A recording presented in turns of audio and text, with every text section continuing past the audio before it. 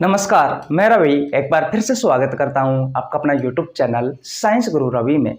Guys, आप सभी को पता है 1 फरवरी से रेलवे वाले बच्चों के लिए हमने बायोलॉजी का एक स्पेशल बैच स्टार्ट किया था, जिसमें हम आपको बायोलॉजी के प्रीवियस ईयर के क्वेश्चन करवा रहे हैं चैप्टर वाइज।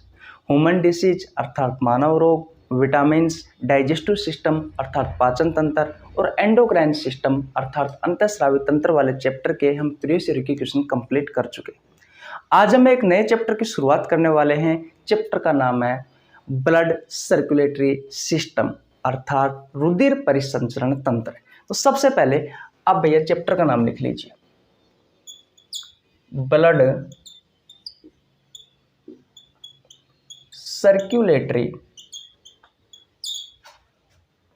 सिस्टम अर्थात रुधिर परिसंचरण तंत्र। गाइज, इस चैप्टर में हम ब्लड के बारे में, हार्ट यानी कि हृदय के बारे में और ब्लड वेसल्स के बारे में पढ़ते हैं। यहाँ से आपके प्रतियोगी परीक्षाओं में बहुत अच्छे क्वेश्चन पूछे जाते हैं। इस चैप्टर में जितने भी आपसे रेलवे के एग्जाम में क्वेश्चन पूछे गए हैं, जैसे कि रेलवे ग्रुप डी में, रेलवे एनटीपीसी में, एएलपी टेक्नीशियन में, आरआरबी जेई में या फिर आरपीएफ वगैरह में, वो सभी क्वेश्चन मैं आपको करवाने वाला हूं। आज की इस वीडियो में मैं आपको 2 कॉन्सेप्ट पर आधारित क्वेश्चन करवाऊंगा। पहला है ब्लड वेसल्स यानी कि रुधिर वाहिकाएं और दूसरा है हृदय की कार्यप्रणाली। क्लास थोड़ी बड़ी हो सकती है, लेकिन भैया आज की क्लास में आपको बहुत कुछ नया सीखने को मिलेगा। अगर आपने ये चैप्टर नहीं पढ़ा है तो आपको नीचे लिंक डिस्क्रिप्शन में मिल जाएगा, आप ये जाकर चेकआउट भी पढ़ सकते, आप ये चैप्टर भी पढ़ सकते हैं। चलिए फिर आज की क्लास की शुरुआत करते हैं। ये रहा आपकी स्क्रीन के सामने क्वेश्चन नंबर 1। देखिए भैया, ये रहा आपकी स्क्रीन के सामने क्वेश्चन नंबर 1। अच्छा क्वेश्चन है। क्वेश्चन नंबर 1 आपसे पूछा गया है कि मानव हृदय में फुफ्फुसीय शिरा किससे जुड़ा होता है। आपके ऑप्शंस है, ऑप्शन नंबर ए बायां आलिंद, ऑप्शन नंबर बी है बायां नीले, ऑप्शन नंबर सी है दायां आलिंद, ऑप्शन नंबर डी है दायां नीले। यह क्वेश्चन आपसे आरआरबी ग्रुप डी में पूछा गया है 6/10/2022 को। मैं आपको आज जितने भी क्वेश्चन करवाने वाला हूं, उन क्वेश्चनों से संबंधित मैं आपको कुछ 2 कॉन्सेप्ट के बारे में बताने वाला हूं, जिनके बारे में अगर आपने अच्छे से समझ लिया तो भैया ये समझ लेना कि लगभग 20% हिस्सा रुधिर परिसंचरण तंत्र का समाप्त हो जाएगा। इसलिए आपको ध्यान से समझना है दोनों कॉन्सेप्ट, और उस कॉन्सेप्ट से आधारित आपकी प्रतियोगी परीक्षाओं में जो क्वेश्चन पूछे गए हैं, रेलवे के एग्जाम में जो क्वेश्चन पूछे गए हैं, जैसे कि ये आपके सामने आपको दिखाई दे रहा होगा, इसी तरीके से मैं आपको अलग अलग और भी क्वेश्चन करवाने वाला हूं। देखिए, पहला हमारा कॉन्सेप्ट है वो है भैया ब्लड वेसल्स। ब्लड वेसल्स के बारे में समझते हैं। एक एक चीज को ध्यान से समझना, क्योंकि यहां से आपके एग्जाम में पहले भी क्वेश्चन पूछे गए हैं और आगे भी क्वेश्चन पूछे जाने की संभावना है। ब्लड वेसल्स हिंदी में कहा जाता है रुधिर वाहिका या रुधिर वाहिकाएं।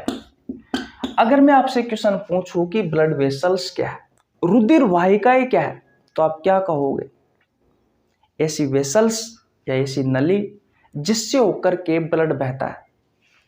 मान लीजिए ये कोई नली है, इससे होकर ब्लड बह रहा है, तो इस नली को क्या कहा जाता है? इस नली को ही ब्लड वेसल्स कहा जाता है। यानी कि जिससे होकर हमारा ब्लड बहता है, जिस नली से होकर के, उस नली को ही ब्लड वेसल्स कहा जाता है, रुधिर वाहिका कहा जाता है। इन्हें हम आम भाषा में नस कहते हैं। अरे भाई, हमारे शरीर में आप सभी को पता है नस में होकर ही तो भैया हमारा ब्लड बहता है। अरे हमारे पूरे शरीर में जो ब्लड बहता रहता है वो नसों में ही तो बहता रहता है। उन नसों को ही क्या कहा जाता है? ब्लड वेसल्स कहा जाता है, रुधिर वाहिकाएं कहा जाता है। यह ऐसी वाहिकाएं होती है जिनसे होकर के भैया ब्लड का परिवहन होता है, रुधिर का परिवहन होता है। ऐसी वाहिकाओं को क्या कहा जाता है? रुधिर वाहिकाएं, ब्लड वेसल्स कहा जाता है, जिन्हें हम आम भाषा में नस कहते हैं। अब ये भैया ये जो नस है, ये जो ब्लड वेसल्स है, ये 3 प्रकार की होती है। कितने प्रकार की होती है? 3 प्रकार की होती है। पहली होती है आर्टरी, इसे हिंदी में कहा जाता है धमनी। दूसरी होती है वेन्स, यानी कि सिराए। और तीसरी होती है कैपिलरीज। कैपिलरीज जिसे हिंदी में कहा जाता है केशिका। मैंने आपसे क्या कहा? ब्लड वेसल्स के बारे में हम बात कर रहे हैं, रुधिर वाहिकाओं के बारे में हम बात कर रहे हैं। ये ऐसी वाहिकाएं होती है जिनसे होकर के हमारा ब्लड का वहन होता है, ब्लड बहता है। इन वाहिकाओं को क्या कहा जाता है? ब्लड वेसल्स कहा जाता है, रुधिर वाहिकाएं कहा जाता है। इन्हें हम आम भाषा में नस कहते हैं। अरे भैया, हमारे शरीर में जो ब्लड होता है ना, वो इन नसों में पैक होकर ही घूमता रहता है हमारे पूरे शरीर में। जैसे ही नस पर कोई कट लगता है तो तुरंत आपके शरीर से ब्लड बाहर निकलना स्टार्ट हो जाता है।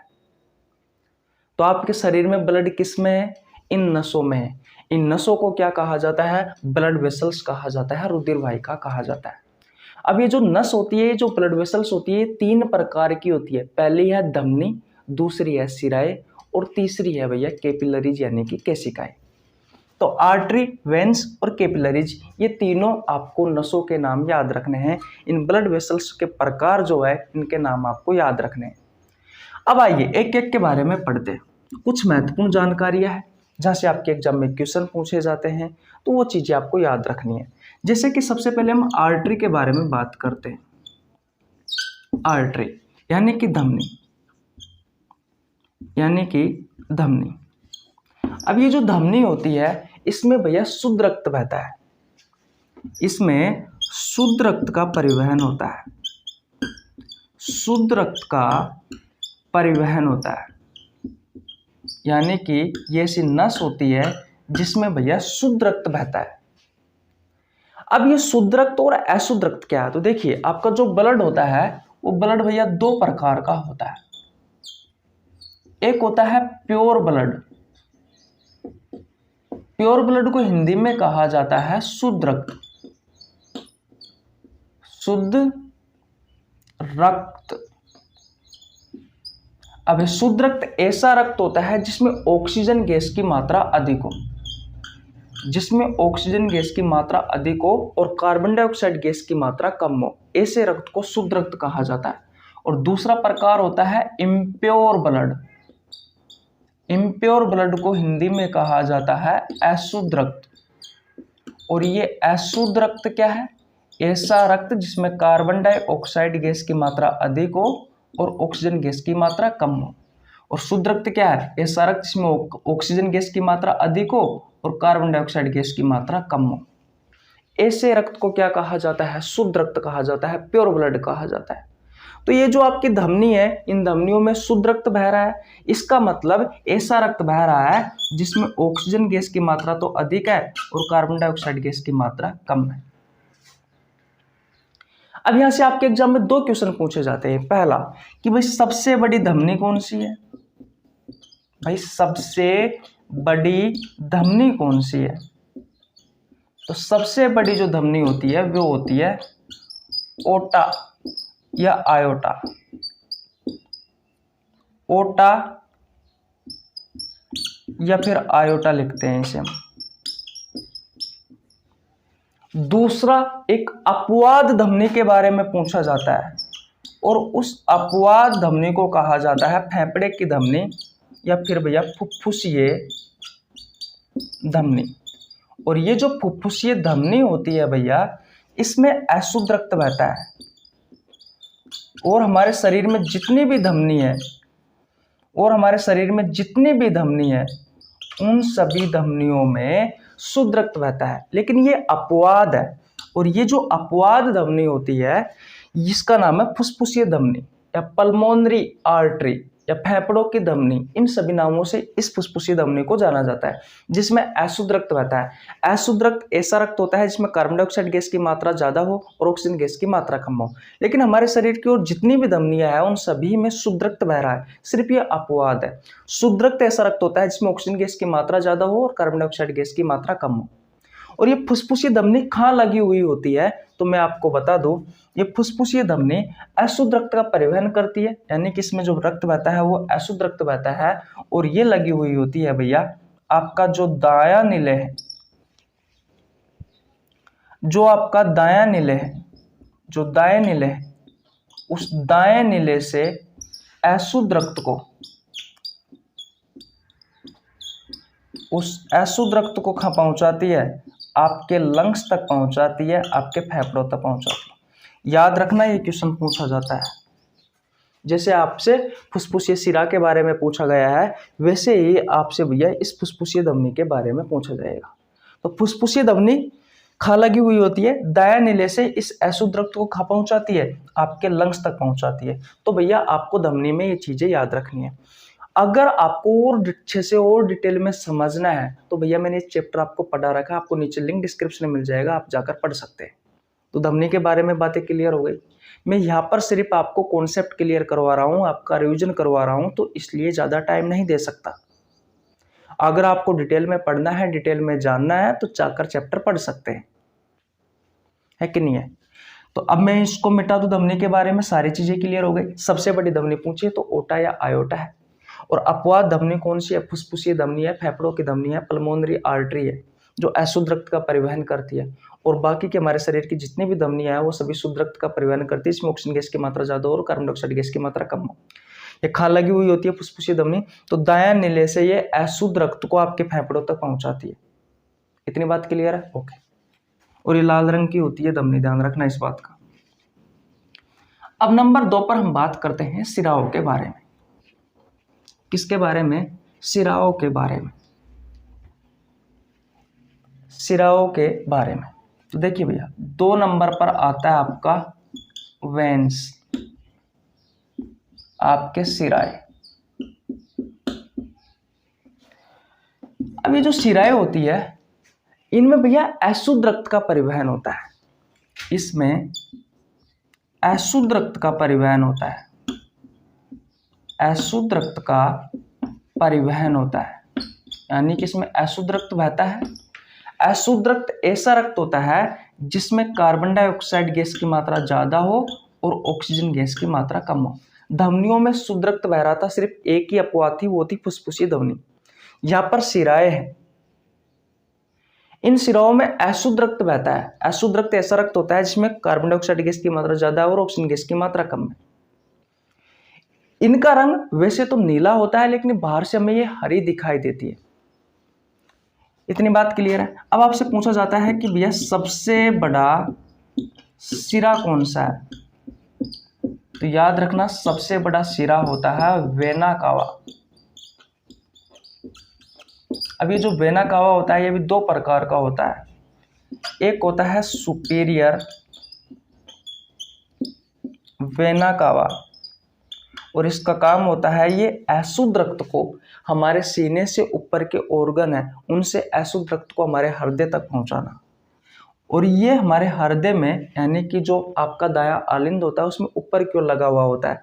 जब अभी हम आपको लगभग 10 मिनट के बाद में हृदय की कार्य प्रणाली समझाएंगे तब आपको बताएंगे कि सुपीरियर वेना कोवा कहाँ लगा होता है। दूसरा होता है इंफीरियर वेना कोवा। भैया इनको लिख लेना, आपके एग्जाम के लिए इंपॉर्टेंट है, इंफीरियर वेना कावा।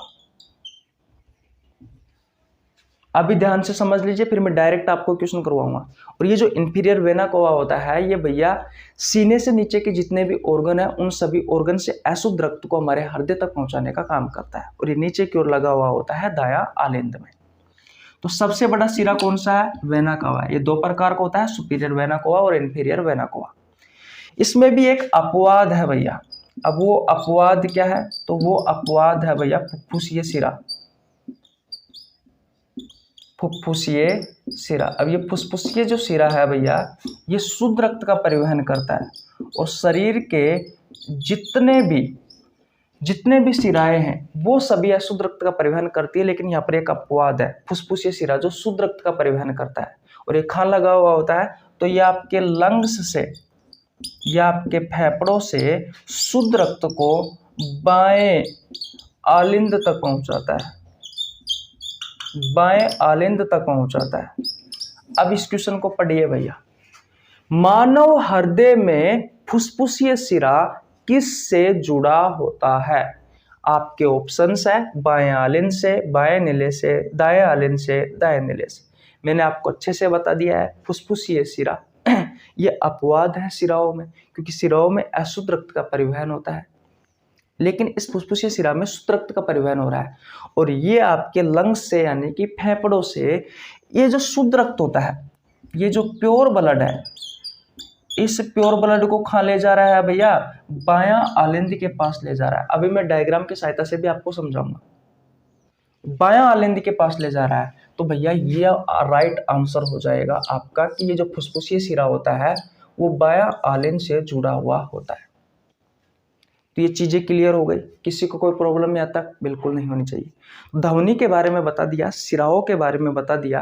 अब कैपिलरीज केशिका के बारे में और देख लेते हैं। स्क्रीनशॉट ले लीजिए, नोट कर लेना, नोट्स बना लेना भैया, आपके एग्जाम के लिए इंपॉर्टेंट है। और ये नहीं है कि ये सिर्फ रेलवे वाले बच्चों के लिए उपयोगी है, आप किसी भी प्रतियोगी परीक्षाओं की तैयारी कर रहे हो ये बेच देख सकते हो आप, बहुत कुछ नया सीखने को मिलेगा। तो इतनी बातें क्लियर हो गई आपको? ओके भैया,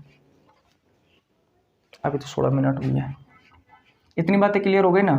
ओके। अब भैया किसके बारे में समझते हैं? अब हम समझते हैं भैया कैपिलरीज के बारे में, यानी कि केशिकाओं के बारे में। ये क्वेश्चन मैंने आपको करवा दिया है, ठीक है। तीसरा है हमारा कैपिलरीज। कैपिलरीज यानी कि केशिका। ये जो केशिकाएं होती है भैया, इसमें शुद्ध रक्त भी बहता है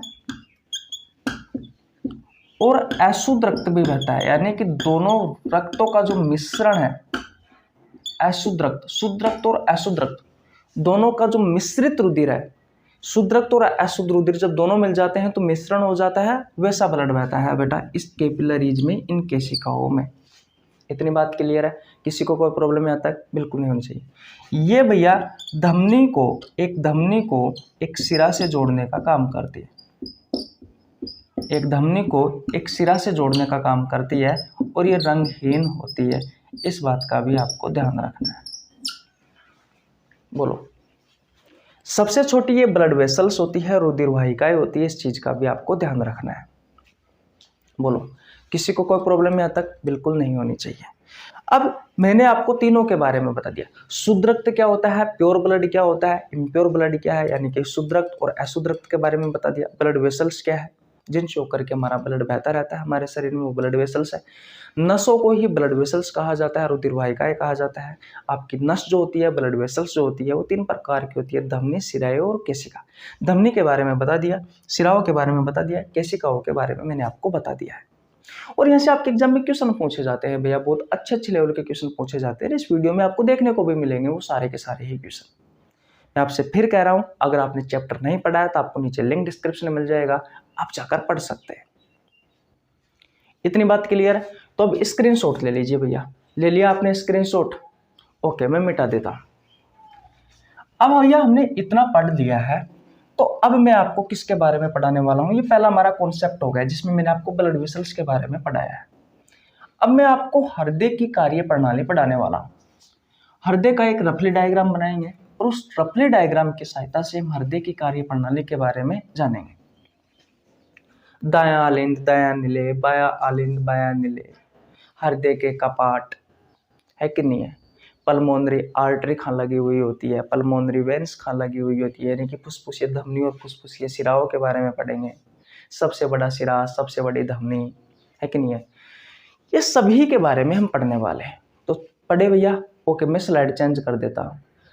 देखिए भैया, अब हम हृदय की कार्य प्रणाली के बारे में समझते हैं। अगर आपने दोनों कॉन्सेप्ट समझ लिए तो भैया ये समझ लेना कि फिर आपके क्वेश्चन बहुत अच्छे से हो जाएंगे आज के। और मैंने आपसे जैसे कि शुरुआत में कहा, लगभग आपका 10 से 20% हिस्सा सर्कुलेटरी सिस्टम का कंप्लीट हो जाएगा। 10 से 20 नहीं, वैसे देखा जाए तो सर्कुलेटरी सिस्टम का लगभग 40% हिस्सा कंप्लीट हो जाता है इन दोनों कॉन्सेप्ट को समझने के बाद में। देखिए भैया, आपने सुना होगा हम हृदय का रफली डायग्राम बनाएंगे, यानी कि रफ में जो डायग्राम बनाते हैं वो डायग्राम बनाएंगे ताकि आपको अच्छे से समझ में आ सके। जैसा आपकी किताब में दिया हुआ होता है, जैसा आपकी बुक में दिया हुआ होता है, वो कठिन डायग्राम होता है, उसकी सहायता से हम नहीं समझेंगे, लेकिन आपको समझ में पूरा आएगा, इतनी मेरी गारंटी है। हृदय का जो आकार होता है वो बंद मुट्ठी के समान होता है। बेटा, मैं जो बातें मैं कहता हूँ आपसे उसको ध्यान से समझना, क्योंकि मेरे द्वारा कही हुई एक एक बात आपके एग्जाम के पॉइंट ऑफ व्यू से बहुत ज़्यादा इम्पोर्टेंट होती है और आपको नई चीज़ें सीखने को मिलती है। इसलिए मैं जो कहता हूँ उसको ध्यान से समझना। मैंने आपसे कहा कि आपके हृदय का आकार बंद मुट्ठी के समान होता है, ठीक है। तो मैं इसे रफली डायग्राम बना लेता हूँ एक।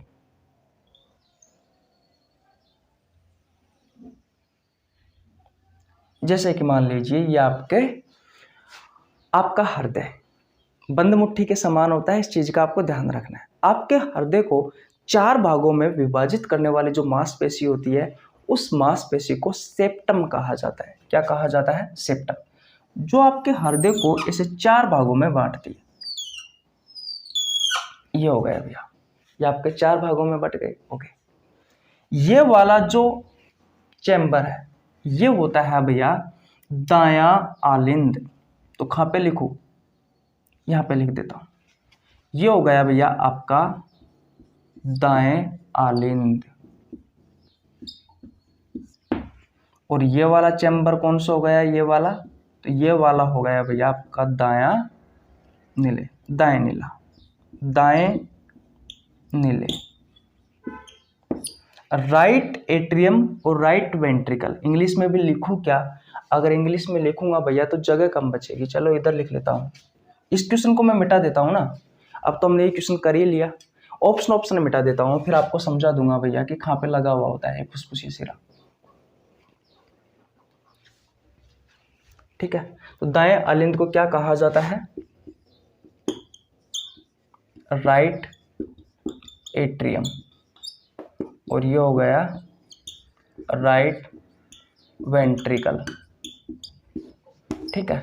राइट एट्रियम और राइट वेंट्रिकल, इतनी बात क्लियर है भैया। तो 2 चैम्बर आपको समझ में आ गए, ये दायां आलिंद है और ये दायां नील है।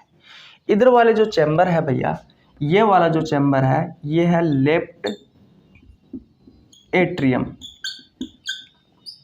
और ये वाला जो चैम्बर है वो है लेफ्ट वेंट्रिकल, यानी कि बाएं आलिंद और बाएं नीले। सबसे पहले मुझे ये बताओ, इतनी बात क्लियर है? ये आपको बायां आलिंद और बायां नीले दिख ही नहीं रहा भैया।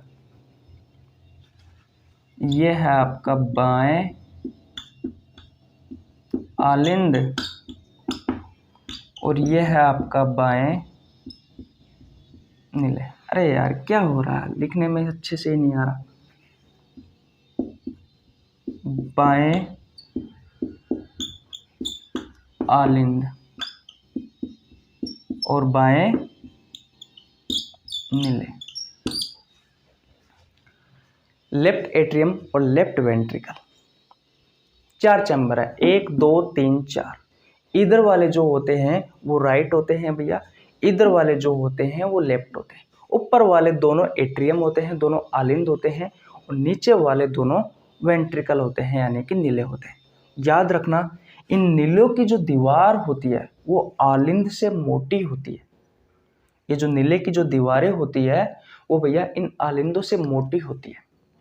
और इसमें वाल्व भी लगे हुए होते हैं, जैसे कि यहाँ पर ट्राइकस्पिड वाल्व लगा होता है। यहाँ पर कौन सा वाल्व लगा होता है? ट्राइकस्पिड वाल्व, ट्राइकस्पिड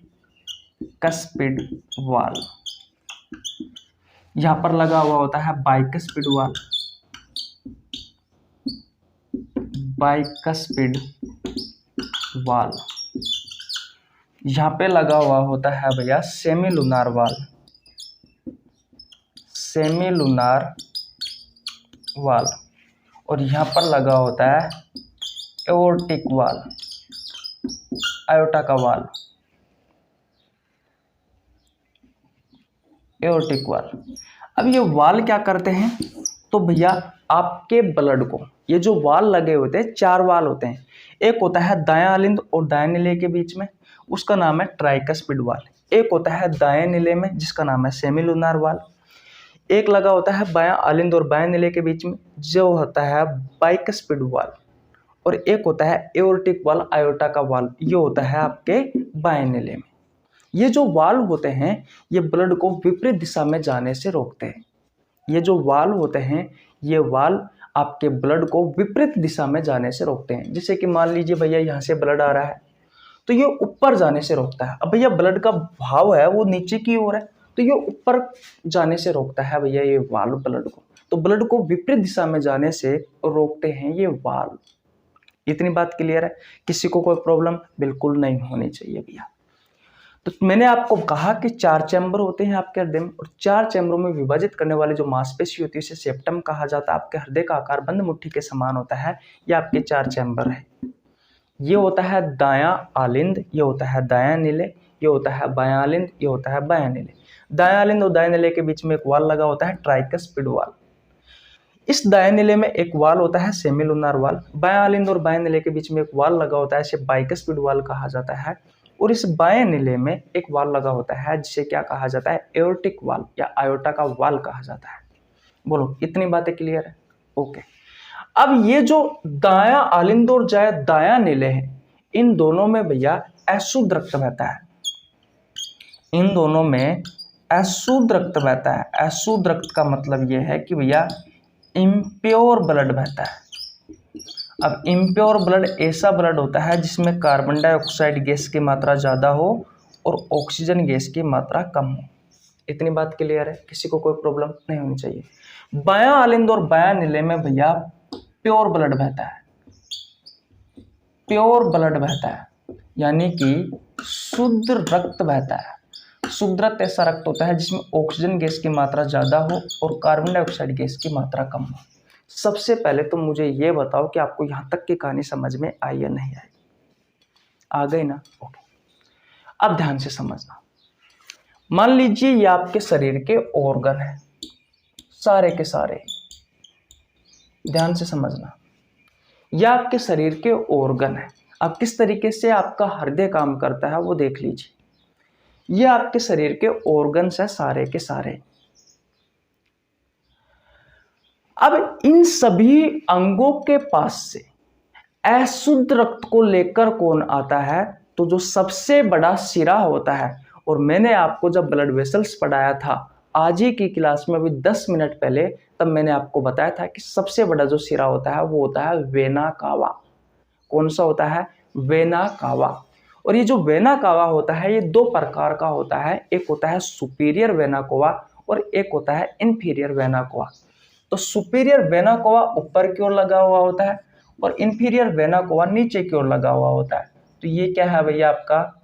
ये सुपीरियर वेना कावा है और ये आपका इंफीरियर वेना कावा है। ध्यान से समझना, अगर छोटी सीख भी आपने चूक कर दी तो ऊपर होके जाएगा, फिर मुझे गाली दोगे आप। ध्यान से समझ लेना, एक एक चीज इंपॉर्टेंट है आपकी एग्जाम के लिए। मैंने कहा कि सबसे बड़ा जो सिरा होता है वो होता है वेना कावा। ये 2 प्रकार का होता है, सुपीरियर वेना कावा और इंफीरियर वेना कावा। ये सुपीरियर वेना कावा और जो इंफीरियर वेना कावा या फिर वेना कावा जो है, जो सबसे बड़ा सिरा है। अब सिराए क्या करता है? सिराओं में मैंने आपको बताया था अशुद्ध रक्त का परिवहन करते हैं सिराए। बताया था ना जब ब्लड वेसल्स पढ़ाई थी तब। अशुद्ध रक्त ऐसा रक्त होता है जिसमें कार्बन डाइऑक्साइड गैस की मात्रा ज़्यादा हो और ऑक्सीजन गैस की मात्रा कम हो। तो ये शरीर के जितने भी ऑर्गन्स हैं उन सभी अंगों के पास से ये जो सिराएं होती है, ये जो वेना कावा होता है, ये भैया अशुद्ध रक्त को आपके हृदय तक पहुंचाने का काम करता है। अब ये वेना कावा 2 प्रकार का होता है, सुपीरियर वेना कावा। तो सुपीरियर वेना कावा जो होता है वो आपके सीने से ऊपर के जितने भी ऑर्गन है इन सभी अंगों के पास से अशुद्ध रक्त को लेकर के आता है और आपके हृदय के इस दायां आलिंद तक पहुंचाने का काम करता है। तो इसमें कार्बन डाइऑक्साइड की मात्रा जिस रक्त में होगी, यानी कि उस रक्त को हम क्या कहते हैं जिसमें कार्बन डाइऑक्साइड गैस की मात्रा ज़्यादा होती है, उस रक्त को हम अशुद्ध रक्त कहते हैं, इम्प्योर ब्लड कहते हैं। तो आपके सीने से ऊपर के जितने भी ऑर्गन है उन सभी अंगों के पास से ये अशुद्ध रक्त को लेकर के आता है कौन, सुपीरियर वेना कावा। और आपके सीने से नीचे के जितने भी ऑर्गन है उन सभी अंगों के पास से भैया अशुद्ध रक्त कौन लेकर के आता है, इंफीरियर वेना कावा लेकर के आता है। अब ये अशुद्ध रक्त सुपीरियर वेना कावा और इंफीरियर वेना कावा द्वारा कहाँ आ गया है भैया, दायां आलिंद में आ गया है आपके शरीर के अंगों से। यहां तक की कहानी आपको समझ में आ गई? ओके भैया। अब देखिए, दायां आलिंद और दायां निले के बीच में ट्राइकस्पिड वाल लगा होता है, जिसकी सहायता से दायां आलिंद से ये जो अशुद्ध रक्त है वो दायां निले में पहुंचते हैं। भाई इससे ये कहां पहुंच गए, दायां निले में। अब दायां निले में एक वाल लगा हुआ होता है, सेमीलुनार वाल, और इस सेमीलुनार वाल से कौन जुड़ा हुआ होता है, इस सेमीलुनार वाल से जुड़ा होता है भैया आपकी फुसफुसीय धमनी, फुफ्फुसीय धमनी, जिसे पल्मोनरी आर्टरी भी कहा जाता है। जिसे क्या कहा जाता है, पल्मोनरी आर्टरी भी कहा जाता है। भैया मैं लिखूं कहां पर, लेकिन मैं बोल देता हूं, आपको ध्यान रखना है। ये फुसफुसीय धमनी लगी हुई होती है, और मैंने आपको जब धमनी पढ़ाई थी, ये लंग्स है भैया आपका, ये लंग्स है, ये आपके फेफड़े हैं। मैंने आपको बहुत अच्छे से पढ़ाया था जब आज ही आपको धमनी पढ़ाई थी, कि जो धमनी जो होती है वो शुद्ध रक्त का परिवहन करती है, लेकिन एक अपवाद धमनी होती है जिसे कहा जाता है फुसफुसीय धमनी। जिसे क्या कहा जाता है, फुसफुसीय धमनी कहा जाता है, पल्मोनरी आर्टरी कहा जाता है। ये भैया अशुद्ध रक्त का परिवहन करती है, क्योंकि ये अपवाद है। और ये मैंने आपको अच्छे से बताया था कि दाएं निले से अशुद्ध रक्त को आपके लंग्स तक पहुंचाती है। ये मैंने आपको लिखाया भी था, बोलो लिखाया था ना? जी हाँ भैया लिखाया था। आपका ध्यान नहीं होगा लेकिन हमारा ध्यान रहता है। तो आपसे क्वेश्चन पूछा जाता है इस फुसफुसीय धमनी के बारे में कि भैया ये फुसफुसीय धमनी कहाँ लगी हुई होती है, या फिर इसमें शुद्ध रक्त बहता है या अशुद्ध रक्त बहता है। तो याद रखना भैया, इसमें अशुद्ध रक्त का परिवहन होता है, और ये दाएं नीले से अशुद्ध रक्त को आपके लंग्स तक पहुंचाती है। अब लंग्स का काम क्या होता है, तो ये अशुद्ध रक्त को शुद्ध रक्त में कन्वर्ट करने का काम करता है। ये लंग्स क्या करता है, अशुद्ध रक्त को शुद्ध रक्त में कन्वर्ट करने का काम करता है। जैसे कि मैं आपको इधर समझा देता हूं, जगह कहां पर है, इधर समझा देता हूं। देखिए, जैसे कि मान लीजिए ये लंग्स है, ध्यान से समझना, मैं आपको दिखाई नहीं दे रहा होगा। अब ये लंग्स क्या करता है, आपका जो अशुद्ध रक्त होता है, अब अशुद्ध रक्त क्या है, ऐसा रक्त जिसमें कार्बन डाइऑक्साइड गैस की मात्रा ज्यादा हो और ऑक्सीजन गैस की मात्रा कम हो, वो अशुद्ध रक्त होता है। और ये अशुद्ध रक्त को शुद्ध रक्त में कन्वर्ट करने का काम करता है। रक्त तो वही है, सिर्फ गैसों का फर्क है। अशुद्ध रक्त में कार्बन डाइऑक्साइड गैस की मात्रा अधिक है और ऑक्सीजन गैस की मात्रा कम है। शुद्ध रक्त में ऑक्सीजन गैस की मात्रा ज्यादा हो जाएगी और कार्बन डाइऑक्साइड गैस की मात्रा कम हो जाएगी, वो शुद्ध रक्त होता है। तो ये लंग्स क्या करता है भैया, ये लंग्स के अंदर जो ब्लड है, जो ब्लड आया है उस ब्लड में से कार्बन डाइऑक्साइड गैस की मात्रा को तो वो बाहर कर देता है, कार्बन डाइऑक्साइड गैस को तो वो बाहर कर देता है और उसमें ऑक्सीजन गैस डाल देता है। अब जैसे ही कार्बन डाइऑक्साइड गैस बाहर हुई और ऑक्सीजन गैस अंदर हुई, तो भैया वो रक्त वो शुद्ध रक्त हो जाएगा, क्योंकि शुद्ध रक्त वह रक्त होता है जिसमें ऑक्सीजन गैस की मात्रा ज्यादा होती है और कार्बन डाइऑक्साइड गैस की मात्रा कम होती है। तो कुछ इस तरीके से आपका जो लंग्स होता है वो अशुद्ध रक्त को शुद्ध रक्त में कन्वर्ट कर देता है, यानी कि इम्प्योर ब्लड को प्योर ब्लड में कन्वर्ट कर देता है। इतनी बात समझ में आ गई आपको? किसी को कोई प्रॉब्लम यहाँ तक बिल्कुल भी नहीं होनी चाहिए। तो अब लंग्स के पास जैसे ही ये अशुद्ध रक्त आया, इस फुसफुसीय धमनी की सहायता से आपके लंग्स के पास अशुद्ध रक्त आता है, क्योंकि मैंने आपको पहले ही बताया दायां आलिंद और दायां नीले से, दायां आलिंद में अशुद्ध रक्त का परिवहन होता है। आपके शरीर के अंगों से ये अशुद्ध रक्त आया है, सर जिसमें कार्बन डाइऑक्साइड गैस की मात्रा अधिक है। ये कार्बन डाइऑक्साइड गैस की मात्रा अधिक है, अशुद्ध रक्त है, इसमें भी कार्बन डाइऑक्साइड गैस की मात्रा अधिक वाला रक्त आएगा, यानी कि अशुद्ध रक्त आएगा। और अशुद्ध रक्त मैंने कहा था फुसफुसीय धमनी अशुद्ध रक्त का परिवहन करती है, जो दायां नीले से आपके फेफड़ों तक अशुद्ध रक्त को पहुंचाती है। तो ये ऐसा रक्त है जिसमें कार्बन डाइऑक्साइड गैस की मात्रा अधिक है। अब लंग्स क्या करता है भैया, इस अशुद्ध रक्त को, आपको दिखाई नहीं दे रहा है भैया, लेकिन मैं यहाँ पे लिख देता हूँ इसको मिटा के, ये जो अशुद्ध रक्त है, इस अशुद्ध रक्त को शुद्ध रक्त में कन्वर्ट कर देता है। शुद्ध रक्त में कन्वर्ट कर देता है। अब कैसे करता है मैंने अभी आपको यहां पर समझाया था। अब इस लंग्स से कौन जुड़ा हुआ होता है भैया? इस लंग्स से जुड़ा हुआ होता है कौन? तो भैया फुसफुसिया सिरा। कौन जुड़ा हुआ होता है? यहाँ पे लिख देता हूं मैं, यहाँ पे कौन जुड़ा होता है? यहाँ नहीं यार, यहाँ पे लिख देता हूँ, कोई बात नहीं है, एक ही बात है। तो कौन जुड़ा होता है? ये भैया फुसफुसिया सिरा जुड़ा हुआ होता है। और ये फुसफुसिया सिरा किसका परिवहन करता है? ऐसा रक्त जिसमें ऑक्सीजन गैस की मात्रा ज्यादा है, यानी कि शुद्ध रक्त का परिवहन करता है। यानी कि ये भैया शुद्ध रक्त का परिवहन करेगा, क्योंकि लंग्स ने क्या किया, इस अशुद्ध रक्त को शुद्ध रक्त में कन्वर्ट कर दिया। और ये फुसफुसिया सिरा किससे जुड़ा हुआ होता है? लंग्स के पास जो शुद्ध रक्त होता है, जो प्योर ब्लड होता है, ऐसा रक्त जिसमें ऑक्सीजन गैस की मात्रा ज्यादा होती है और कार्बन डाइऑक्साइड गैस की मात्रा कम होती है, ऐसे रक्त को ये कहाँ पे पहुंचाता है? बायां आलिंद के पास पहुंचाता है। कहाँ पे पहुंचाता है? बायां आलिंद के पास पहुंचाता है। तो आपसे ये जो क्वेश्चन पूछा गया है कि मानव हृदय में जो फुसफुसिया सिरा किससे जुड़ा होता है, तो भैया ये बाएं आलिंद से जुड़ा हुआ होता है, लेफ्ट एट्रियम से जुड़ा हुआ होता है। अब भैया ये शुद्ध रक्त कहाँ पे आ गया? आपके बाएं आलिंद में आ गया, आपके बायां आलिंद में आ गया। बायां आलिंद और बाएं निले के बीच में ये बाइकस पिंड बाल लगा होता है, द्विपरदी कपाट लगा हुआ होता है, जिसकी सहायता से ये जो ब्लड है, ऑक्सीजन युक्त ब्लड जो है भैया, ये कहाँ पे आ जाएगा? ये आ जाएगा भैया बाएं निले में। अब यहाँ पर ये जो भी ब्लड आया है, ये ऑक्सीजन युक्त ब्लड आया है। याद रखना, बायां आलिंद से बायां निले में आ गया। बायां निले जो है वो भैया आपके हृदय का सबसे बड़ा और सबसे मजबूत चैम्बर होता है।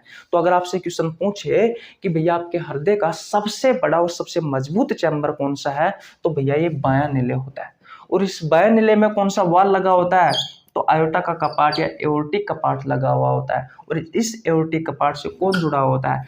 सबसे बड़ी धमनी एओर्टा जुड़ी हुई होती है, जिसे आप ओटा या आयोटा कहते हैं। भैया मैंने आपको लिखाया था, ओटा या आयोटा कहते हैं, ये जुड़ा होता है। और ये सबसे बड़ी जो धमनी होती है, ये आपके शरीर के अंगों के पास शुद्ध रक्त का परिवहन करती है। शुद्ध रक्त का परिवहन करती है आपके शरीर के अंगों के पास। ये ओटा या आयोटा शुद्ध रक्त का परिवहन करती है। अब ये प्रोसेस लगातार चलता रहता है भैया, ये प्रोसेस लगातार चलता रहता है, और इसी प्रोसेस को कहा जाता है ब्लड को पंप करना। तो आपके हृदय का ये कार्य है भैया। और यहां से आपके एग्जाम में भर भर कर क्वेश्चन पूछे जाते हैं। बोलो क्या आपको समझ में आया या नहीं आया? मैंने यहाँ पर सिर्फ 40 मिनट इसलिए खर्च किया है ताकि आपको ये कॉन्सेप्ट समझ में आ जाए, ताकि आपको भैया ये कॉन्सेप्ट अच्छे से समझ में आ जाए, ताकि आगे जाकर जब हम क्वेश्चन करें तो आपको कोई प्रॉब्लम नहीं हो। अब भैया इस दोनों कॉन्सेप्ट से संबंधित मैं आपको क्वेश्चन करवाने वाला हूँ। बस सिंपली क्वेश्चन, सबसे बड़ी धमनी कौन सी है, सबसे बड़ा सिरा कौन सा है, फुसफुसिया धमनी किससे जुड़ी होती है, फुसफुसिया सिरा किससे जुड़ा होता है, फुसफुसिया धमनी में कौन सा ब्लड बहता है, फुसफुसिया सिरा में कौन सा ब्लड बहता है कि नहीं है। वेना कोवा के बारे में कभी पूछ लेता है, या सुपीरियर वेना कोवा के बारे में पूछ लेता है, इंफीरियर वेना कोवा के बारे में पूछ लेता है, इन सभी चीजों के बारे में पूछता है, इन वाल्व के बारे में भी पूछ लेता है। तो बोलो ये दोनों कॉन्सेप्ट आपके क्लियर हुए या नहीं हुए? ओके, तो पहला क्वेश्चन कंप्लीट हो गया है या दोबारा करवाओ? दोबारा करवाने की आवश्यकता नहीं है। ओके, अब स्क्रीनशॉट ले लीजिए और क्वेश्चन नंबर 2 की ओर चलते हैं। गाइज अगर आपको और अच्छे से डिटेल में समझना है और बेहतरीन तरीके से समझना है तो भैया जाकर के चैप्टर पढ़ लेना, मजा आ जाएगा, आपका एक भी डाउट नहीं रहेगा, ये मेरी गारंटी है। और बहुत जल्द हम आपका सिलेबस करवाने वाले हैं, क्योंकि अब बड़ी बड़ी क्लासें आया करेगी। अब थोड़ा सा मैंने आपके लिए अभी टाइम निकाल लिया है, ठीक है भैया। ओके, तो स्क्रीनशॉट ले लीजिए। अब क्वेश्चन नंबर 2 की ओर चलते हैं, चले। ओके, देखिए भैया ये रहा आपकी स्क्रीन के सामने क्वेश्चन नंबर 2। क्वेश्चन नंबर 2 कहता है कि निम्नलिखित में से कौन सा अशुद्ध रक्त संचार करता है। आपके ऑप्शंस है, ऑप्शन नंबर ए पल्मोनरी सिरा, ऑप्शन नंबर बी है पल्मोनरी धमनी, ऑप्शन नंबर सी है महाधमनी, ऑप्शन नंबर डी है महासिरा। और ये क्वेश्चन आपसे आरआरबी एनटीपीसी में पूछा गया है 10/4/2016 को। बताइए राइट आंसर क्या होगा? मैंने आपको बताया था भैया, जो धमनी होती है उन धमनी में शुद्ध रक्त बहता है, यानी कि प्योर ब्लड बहता है, लेकिन एक अपवाद है। और वो अपवाद कौन सा है? वो अपवाद है भैया फुफ्फुसिए फुफ्फुसीय धमनी, फुफ्फुसीय धमनी। और इस फुफ्फुसीय धमनी को ही पल्मोनरी आर्टरी भी कहते हैं या फेफड़ों की धमनी भी कहते हैं। और इस अपवाद में भैया अशुद्ध रक्त बहता है। कौन सा रक्त बहता है? अशुद्ध रक्त बहता है भैया, अशुद्ध रक्त बहता है, यानी कि इम्प्योर ब्लड बहता है भैया। कौन सा रक्त बहता है? इम्प्योर ब्लड बहता है भैया। कौन सा रक्त बहता है? इम्प्योर ब्लड बहता है, अशुद्ध रक्त बहता है भैया। बोलो, अब आपसे क्वेश्चन क्या पूछा गया है कि निम्नलिखित में से कौन सा अशुद्ध रक्त संचार करती है? तो अशुद्ध रक्त संचार कौन करेगी भैया? पल्मोनरी धमनी। तो इसका राइट आंसर क्या हो जाएगा? पल्मोनरी धमनी। और ये क्वेश्चन आपसे आरआरबी एनटीपीसी में 10/4/2016 को पूछा गया है। और ये पल्मोनरी धमनी कहाँ लगी हुई होती है? दाएं नीले से जो अशुद्ध रक्त होता है, जो इम्प्योर ब्लड होता है, इसको आपके लंग्स तक पहुंचाती है। बताया था ना मैंने, अभी डायग्राम में भी बताया था, और जब मैंने आपको भैया ब्लड वेसल्स के बारे में बताया था तब भी मैंने आपको बहुत अच्छे से करवाया था। तो आशा करता हूँ क्वेश्चन नंबर 2 आपको समझ में आ गया होगा। अब जल्दी जल्दी कर लेते हैं क्योंकि वैसे ही टाइम हो चुका है भैया। ओके, तो अब क्वेश्चन नंबर 2 है, स्क्रीनशॉट ले लीजिए। 3 की ओर चले। ओके भैया, देखिए भैया, ये रहा आपके स्क्रीन के सामने क्वेश्चन नंबर 3। अच्छा क्वेश्चन है। क्वेश्चन नंबर 3 आपसे पूछा गया है कि निम्नलिखित में से कौन सी नस शरीर के पूर्ववर्ती हिस्से से रक्त एकत्रित करती है या करता है? आपके ऑप्शंस है, ऑप्शन नंबर ए नीले, ऑप्शन नंबर बी है महाधमनी, ऑप्शन नंबर सी है सुपीरियर वेना कवा, ऑप्शन नंबर डी है इंफीरियर वेना कवा। और ये क्वेश्चन आपसे आरआरबी ग्रुप डी में पूछा गया है 12/11/2018 को। तो पहला ऑप्शन तो ऐसे ही गलत हो जाएगा। नीले जो है वो कोई नस नहीं है, यह आपके हृदय का एक चैम्बर है। इतनी बात क्लियर है। महाधमनी जो होती है, तो महाधमनी भी भैया जो सबसे बड़ी धमनी होती है ओटा या आयोटा, वो होती है महाधमनी। तो ये नस तो है, लेकिन भैया ये आपके शरीर के, आपसे क्वेश्चन क्या पूछा गया है वो ध्यान से पढ़िए। निम्नलिखित में से कौन सी नस शरीर के पूर्ववर्ती हिस्से, पूर्ववर्ती हिस्से का मतलब क्या है? ऊपरी हिस्से के बारे में बात कर रहा है भैया। ये आपके शरीर के ऊपरी हिस्से में बात कर रहा है।